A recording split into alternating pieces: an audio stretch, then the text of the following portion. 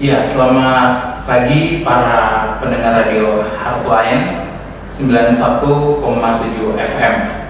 Terima kasih atas kesempatan ini. Saya dari Rumah Sakit Immanuel Bandar Lampung. Nama saya, perkenalkan, Fransman Parada Simbajuntak. Ya, sejauh ini saya di Rumah Sakit Immanuel melayani di layanan BPJS Rumah Sakit Immanuel Bandar Lampung. Tentunya dalam kesempatan ini juga kita akan belajar satu hal, yaitu tentang seputar layanan BPJS yang sedang tren saat ini, khususnya di Rumah Sakit Immanuel. Nah, kita tidak berlama-lama lagi, saya akan coba untuk memaparkan bagaimana pelayanan BPJS di Rumah Sakit Immanuel Bandar Lampung. Nah, tentunya kita harus memahami sedikit apa sih sebenarnya BPJS Kesehatan itu. BPJS Kesehatan itu adalah Badan Penyelenggara Jaminan Sosial Kesehatan yang dibentuk oleh pemerintah itu sendiri dan sebagai badan hukum publik tentunya, di mana pengelolaannya diatur dalam Peraturan Menteri Kesehatan. Tujuan BPJS itu sendiri untuk memberikan jaminan pelayanan kesehatan bagi masyarakat dari berbagai stratifikasi sosial di seluruh tanah air Indonesia. Nah, peserta BPJS tentunya semua penduduk Indonesia wajib menjadi peserta JKN HIS, di mana kepesertaannya dikelola oleh BPJS Kesehatan, termasuk orang asing yang telah bekerja paling singkat 6 bulan di Indonesia dan telah membayar iuran kepesertaan. Nah, jadi bagi Bapak Ibu dan saudara pendengar radio Heartline sekalian, dan apabila kita ingin menjadi peserta BPJS Kesehatan, syarat-syarat yang dibutuhkan seperti fotokopi KTP, fotokopi KK, fotokopi akta lahir, pas foto 3x4, fotokopi buku rekening bank, dan bagi kita yang masih duduk di bangku pendidikan, harus ada surat keterangan dari sekolah atau perguruan tinggi negeri. Nah, apa sih prosedur dan syarat serta ketentuan untuk menjadi peserta BPJS Kesehatan? Tentunya kita harus mematuhi aturan-aturan yang ada di BPJS itu sendiri. Nah, kita boleh mendaftarkannya secara offline. Kalau secara offline itu biasanya kita mendatangi layanan BPJS tempat di mana kita tinggal, atau juga secara online. Dan untuk zaman sekarang ini BPJS sudah bisa kita mengakses melalui mobile JKN yang sudah disiapkan oleh BPJS itu sendiri. Nah, pada praktiknya BPJS itu hingga saat ini masih banyak informasi yang sangat simpang siur, karena kita sebagai peserta belum begitu banyak memahami seperti apa dan bagaimana itu BPJS. Tentunya kita sebagai peserta BPJS yang sudah terdaftar saat ini menjadi anggota, kita harus lebih banyak lagi belajar untuk memahami apa yang menjadi hak dan kewajiban kita. Di sini saya akan jelaskan beberapa hak kita sebagai peserta BPJS. Hak kita tentunya, kalau kita sudah terdaftar sebagai peserta, kita akan mendapatkan pelayanan kesehatan. Pelayanan kesehatan yang seperti apa yang kita dapatkan? Ada 2 pelayanan yang kita dapatkan. Yang pertama, kita bisa mendapatkan pelayanan itu ketika kita sakit darurat ataupun sakit tidak darurat. Bagaimana kita untuk menggunakan ketika kita sakit tidak gawat darurat? Pertama-tama kita harus memahami fasilitas kesehatan yang tertera pada kartu kita, sehingga kita tahu kemana kita harus mendapatkan pelayanan kesehatan. Sebagai contoh, ketika kita sakit, kita boleh langsung berobat ke fasilitas kesehatan tingkat pertama. Nah, di sana nanti kita akan mendapatkan pelayanan dari dokter yang melayani di sana, sehingga kita akan mendapatkan fasilitas yang kita harapkan. Dan apabila kita memerlukan fasilitas yang lebih tinggi lagi, dokter akan merujuk ke dokter spesialis di rumah sakit. Nah, yang kedua tadi, kita boleh mendapatkan pelayanan yang gawat darurat, seperti apabila ada kejadian tertentu yang tidak kita harapkan, kita boleh langsung berobat ke unit gawat darurat di rumah sakit terdekat, sehingga kita mendapatkan pelayanan tanpa membawa surat rujukan. Nah, ternyata BPJS Kesehatan ini sangat banyak sekali keuntungannya, sehingga bagi kita warga negara Indonesia dan juga para pendengar Radio Heartland sekalian, kita wajib mempunyai kartu BPJS. Nah, dan sangat banyak sebenarnya apa yang harus kita pahami di dalam BPJS ini. Dalam kesempatan ini ada beberapa audiens yang akan menanyakan bagaimana pelayanan BPJS itu sebenarnya, bahkan kita akan lebih fokus bagaimana pelayanan BPJS di Rumah Sakit Immanuel Bandar Lampung. Ya, saya persilakan. Terima kasih. Ya, perkenalkan Bang, saya Emma. Jadi saya di sini bertanya karena sebelumnya saya menjelaskan dulu bahwa saya di sini belum menjadi peserta BPJS. Jadi ada mungkin beberapa pertanyaan seperti kan ada asuransi BPJS, ada juga asuransi swasta lainnya. Apa sih perbedaan BPJS dan asuransi swasta lainnya itu? Iya, Mbak Ima, ini pertanyaan yang sangat cukup bagus sekali ya. Apa sih perbedaan BPJS dengan asuransi lainnya, gitu ya? Tentu sangat berbeda, walaupun memang ada persamaannya ya. Kalau BPJS Kesehatan itu sangat murah biayanya yang pertama. Kalau kita bandingkan dengan asuransi itu mahal ya. Jadi kalau BPJS itu biayanya murah dan juga dikatakan wajib. Wajib kenapa? Karena ini adalah program pemerintah dan kita sebagai warga negara Indonesia yang baik, kita harus mendukung program pemerintah kita tentunya ya. Jadi dikatakan wajib. Tentunya juga kalau kita menjadi peserta BPJS Kesehatan, kita tidak perlu ribet untuk melakukan syarat-syarat seperti asuransi. Contoh, medical check up. Kita tidak perlu melakukan medical check up sebelum kita mendaftarkan diri untuk menjadi anggota peserta BPJS. Nah, yang keempat, BPJS itu menjamin pesertanya seumur hidup. Kalau kita bayangkan ada umur 70, 80, 90, 100 tahun bahkan lebih, dan itu BPJS mengcover. Jadi nggak ada limit usia. Kalau asuransi lain mungkin kita tahu ya ada batas-batasan usia.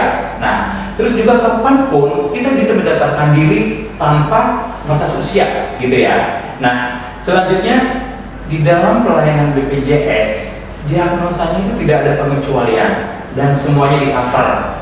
Artinya, sakit apapun di-cover sama BPJS sesuai dengan indikasi medis. Seperti itu ya Mbak Emma ya. Dan lagi-lagi, ternyata kalau ada perubahan data kita di dalam kepesertaan kita di BPJS, itu sudah bisa dilakukan secara online. Zaman sekarang ini kan kita tahu bagaimana teknologi sangat berkembang gitu ya. Jadi pihak BPJS sudah menyiapkan aplikasi bagaimana kita mengakses BPJS itu secara online. Nah, seperti itu Mbak Emma. Nah, terus kan ada lagi tuh, kalau dulu tuh pernah dengar JKN KIS. Itu apakah sama atau beda atau gimana? Iya, memang dari tahun ke tahun ada perubahan disebut. Dulu namanya ada ASKES dulu ya, asuransi kesehatan, tetapi itu hanya diperuntukkan bagi pegawai negeri sipil, PNS, seperti itu ya. Akan tetapi untuk saat ini kan pemerintah kita bukan hanya fokus saja kepada PNS, akan tetapi semua lapisan masyarakat tanpa mengenal stratifikasi sosial. Jadi semua ada pemerataan. Jadi kalau dikatakan tadinya ada JKN, bahkan juga ada BPJS Kesehatan, bahkan saat ini namanya KIS, Kartu Indonesia Sehat. Itu semuanya sama, cuma covernya saja yang berbeda. Nah, jadi kalau ibaratnya itu sekarang itu ganti baju lah ya, sesuai dengan program pemerintah kita. Seperti itu Mbak Emma. Nah, berarti kan saya karena saya punya asuransi swasta ya, dari asuransi swasta. Berarti saya bisa mendaftar BPJS ya? Sangat baik sekali. Jadi walaupun pendengar Heartland sekalian, kalaupun kita sudah punya kartu asuransi, nggak apa-apa. Dan kartu BPJS Kesehatan itu kita wajib kita punya. Karena apa? Kita harus tahu kalau kartu asuransi kan sangat terbatas sekali penggunaannya. Kalau kartu BPJS, kapanpun, dimanapun seluruh Indonesia itu boleh digunakan. Seperti itu. Lalu kalau untuk syarat-syarat mendaftar BPJS atau misalnya cara daftar BPJS itu apakah harus ke kantornya kah atau seperti yang abang bilang tadi online kah, cukup online? Iya, seperti yang saya jelaskan tadi di awal dalam pendaftaran syarat-syarat sudah saya jelaskan ya. Nah, bagaimana kita untuk mendaftarkannya? Kita boleh mendaftarkan secara offline dan juga secara online. Karena apa? Offline kan itu harus ke BPJS setempat gitu ya, ke kantornya. Akan tetapi lagi zaman COVID sekarang, BPJS juga begitu cepat ya untuk mengantisipasi. Mereka membuat satu aplikasi yaitu namanya JKN Mobile. Jadi bagi pendengar hotline sekalian, apabila kita tidak sempat untuk datang ke BPJS setempat, kita boleh mengunduh di Play Store, mengunduh JKN Mobile untuk mendaftarkan diri sebagai peserta BPJS seperti itu. Sekali nanya. Iya. Siapa tahu. Kalau untuk iuran sendiri, kira-kira berapa sih? Iya, iuran yang ditetapkan oleh pemerintah memang sangat bervariatif ya. Ada kelas 3, kelas 2, kelas 1. Kalau untuk kelas 3 itu sekitar 25.000, kelas 2 itu 51.000, dan kelas 1 itu 80.000. Nah, hingga saat ini sih sesuai dengan wacana dari Bapak Presiden bahwa akan ada kenaikan di bulan Juli. Ini kita masih belum ada putusan hingga saat ini ya, belum ada putusan. Nanti kita akan lihat bagaimana progresnya dari pemerintah dan juga bagaimana BPJS itu menginformasikan hingga saat ini belum ada. Bayarnya itu lewat online lagi. Iya, itu kalau bayar sekarang banyak sekali provider ya yang sudah ditetapkan oleh pihak BPJS. Kalau kita membayarkan secara online, tentunya seperti pakai mobile banking ya, bisa, itu kan online juga ya gitu. Jadi sekarang itu kalau membayarkan BPJS itu nggak ada lagi manual, tapi ada juga boleh membayarkan menyetor langsung ke bank, bisa ke bank boleh. Terus juga seperti Alfamart, Indomaret, itu kita bisa membayarkan iuran kita seperti itu. Kita punya kartu BPJS dan juga kita punya kartu asuransi lain seperti itu Bu Rina ya. Nah, tentunya kita mau pilih, kita mau menggunakan asuransi saja kah atau BPJS saja kah atau mau kedua-duanya, itu seperti itu Bu Rina ya. Nah, sesuai dengan peraturan BPJS, kalau kita menggunakan kedua-duanya itu tentu bisa saja. Tetapi apabila dia naik kelas ya. Jadi kalau kita haknya kelas 1 tidak naik kelas, asuransinya tidak tercover. Jadi otomatis BPJS saja. Karena apa? Tidak ada nilai yang dibayarkan oleh peserta. Tetapi kalau si Ibu Rina mau naik kelas, contohnya dari kelas 1, satu tingkat dari haknya, nanti si pihak BPJS adalah sebagai penanggung pertama biayanya. Dan apabila ada biaya, kelebihan biaya yang dikenakan sama peserta, nanti si pasien tersendiri bisa mengklaim ke asuransinya dengan catatan sesuai dengan syarat dan ketentuan yang berlaku di Rumah Sakit Immanuel. Jadi dua-duanya bisa digunakan apabila naik kelas seperti itu ya. Lalu saya sebagai pemegang kartu BPJS pada saat seperti apa kita bisa dijamin? Baik, pada saat seperti apa kita bisa dijamin? Apakah semua pemeriksaan dijamin? Seperti misalkan memerlukan MRI, gitu, bronkoskopi, gitu, apakah itu juga bisa dijamin? Iya. Pemeriksaan penuhnya yang dijamin sama BPJS pada prinsipnya semua dijamin sesuai dengan indikasi medis. Ya, indikasi medis artinya bahwa dokter penanggung jawabnya menyarankan bahwa pasien tersebut harus diperiksakan seperti MRI. Nah, akan tapi kita perhatikan juga di rumah sakit itu adakah fasilitasnya? Contoh di Rumah Sakit Immanuel tidak ada fasilitas MRI, sehingga apabila si pasien membutuhkan pelayanan ini, kita boleh melakukan pemeriksaan di rumah sakit lain. Tetapi kita harus ingat, apakah rumah sakit lain bekerja sama nggak dengan BPJS? Apabila bekerja sama, itu akan kita lakukan pemeriksaan namanya rujukan fasial. Akan tetapi kalau tidak bekerja sama, berarti si pasien itu tidak bisa menggunakan fasilitas itu. Seperti itu Ibu Rina. Iya, gimana maksudnya? Kalau rumah sakit itu tidak ada, kita tidak bisa menggunakan fasilitas di rumah sakit tersebut. Jika tidak ada di rumah sakit itu, kita akan coba carikan rumah sakit yang mempunyai fasilitas yang sama.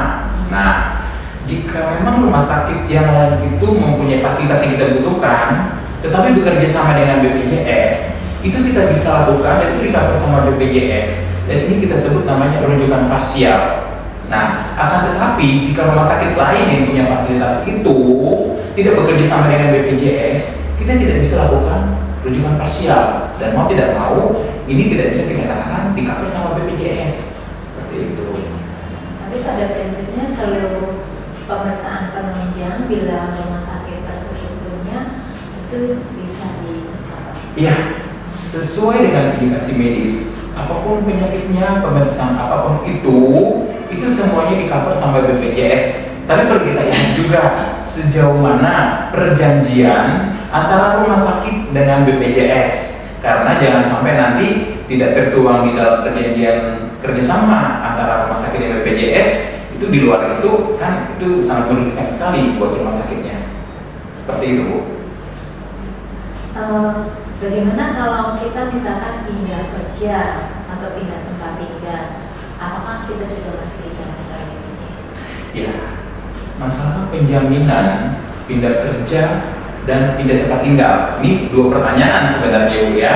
Apabila kita pindah kerja, jika kita sudah mengetahui kita akan pindah kerja, itu masih tetap kartu kita berlaku, masih aktivasi dengan catatan begitu kita dikeluarkan dari pekerjaan kita yang pertama dan kita wajib segera melaporkan ke BPJS setempat supaya kita diaktifasi kartunya. Seperti itu ya, kalau untuk urusan bekerja. Akan tetapi kalau urusan kita pindah tempat tinggal, kartu BPJS kita itu masih tetap berlaku. Akan tetapi perlu diingat, kita juga harus wajib lapor ke BPJS setempat untuk memindahkan fasilitas kesehatan tingkat pertamanya.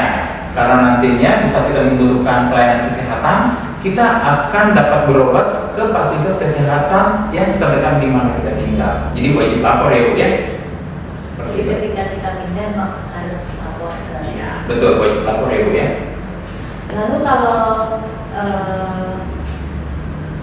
kartu itu kita sebagai peserta tidak pernah bayar, nah pesertanya membutuhkan pelayanan kesehatan, apakah itu juga bisa? Iya. Ini pertanyaan yang sering timbul bahkan juga di lapangan yang kita alami di Rumah Sakit Immanuel. Sekali lagi bagi para pendengar hotline sekalian, ini menjadi warning bagi kita.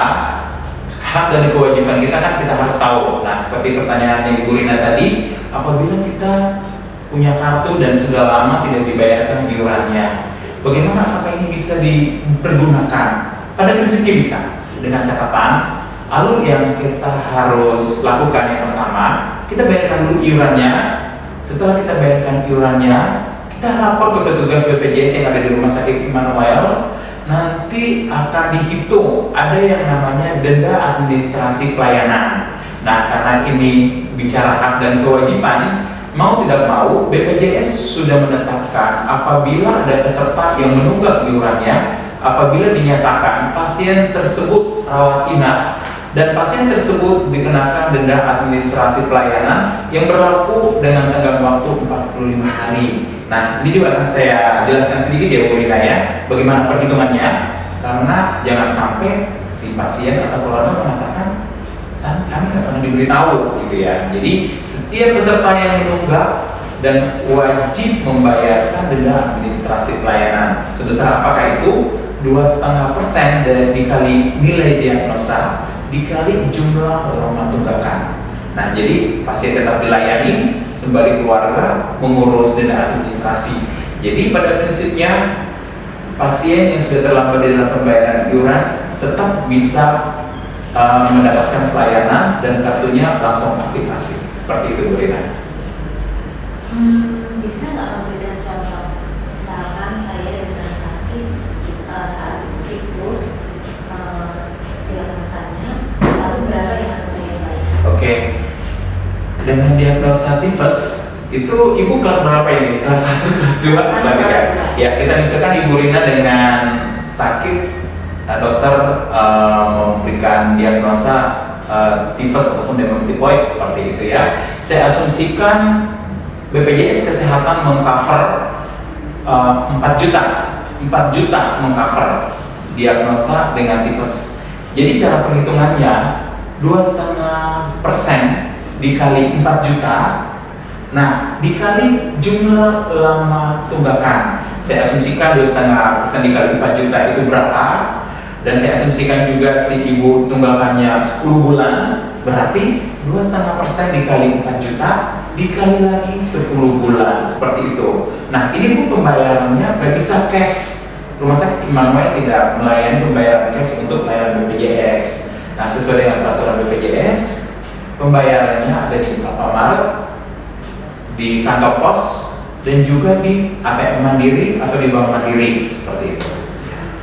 Itu di luar iuran ya? Ya, itu di luar iuran, itu hanya denda administrasi. Nah, ini sedikit saya tambahkan, ini ada masa 45 hari, artinya saat pertama kali membayar tunggakan tersebut, dan itu 45 hari ke depan, apabila si pasien tersebut bolak-balik opnam, bisa 2 kali, 3 kali, 4 kali, dan si pasien tersebut akan selalu membayar denda administrasi pelayanan, tetap dengan perhitungan yang sama, walaupun dengan diagnosa yang berbeda. Jadi nilainya bisa berbeda juga. Selama 45 hari. Setelah 45 hari. Nah, setelah 45 hari jadi kembali normal lagi apabila dinyatakan opnam tidak bayar apa-apa lagi, seperti itu. Tapi apabila rawat jalan itu tidak dikenakan denda. Terima kasih. Ya, bagaimana Ibu Irma? Mungkin ada yang mau ditanyakan lagi? Menarik ya. Benar sekali ya. Jadi kalau untuk yang tadi BPJS itu, misalnya saya mau, misalnya nih saya mau tiba-tiba mendadak harus ke rumah sakit berobat, lalu saya tidak punya kartu. Maksudnya harus opname. Jadi saya tidak punya kartu. Kalau untuk rumah sakit Immanuel sendiri kebijakannya seperti apa?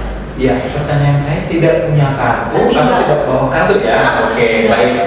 Jadi selama ini apabila pasien datang atau Mbak Emma datang ke UGD RS Immanuel untuk berobat ternyata tidak bawa kartu, dokter bilang harus rawat inap, sesuai dengan peraturan BPJS Kesehatan, kita masih bisa memberikan kesempatan kepada pasien untuk mengurus administrasi 3 kali 24 jam.